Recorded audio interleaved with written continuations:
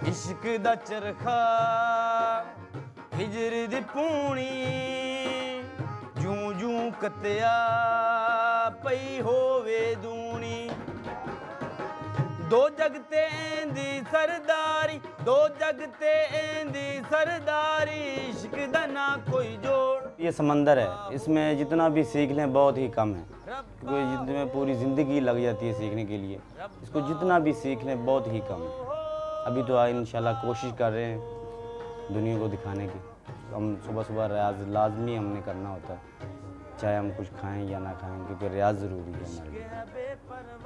जितना ये काम कर लें, जितना भी ये एक दिन के लिए छोड़ दें तो बस ऐसे ही है कि 21 दिन पीछे हो गए।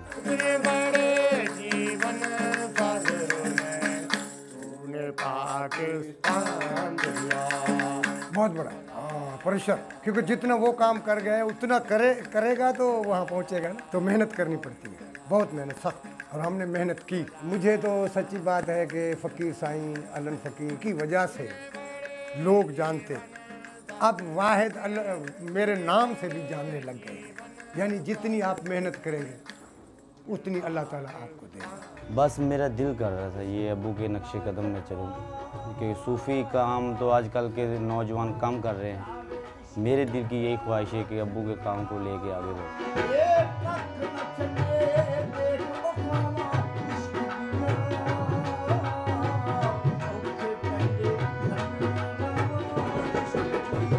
जब कायनात को समझ जाता है तो फिर वही सूफ़ी समझाता है फिर दूसरों को, क्योंकि हम तो कलाम के ज़रिए सूफ़िया कराम के जो कलाम है उनके ज़रिए समझा रहे हैं। जब अपने आप को आदमी समझ जाता है फिर वो मोहब्बत का पैगाम देता है, प्यार का पैगाम देता है। उस पैगाम को फिर लोग तवज्जो से सुनते हैं। अब्बू ने पहले भी कहा है कि जो ऐसा भी पढ़े हमें सिर्फ सूफियाना कलाम चाहिए, कि सूफियाना में अल्लाह का नाम हो और प्यारा चले। जैसे कि ये हो ना सूफ़ी को प्यारे से पढ़ा जाए तो बहुत ही मज़ा आता है। गहराई में जितना भी जाऊं गहराई में हो।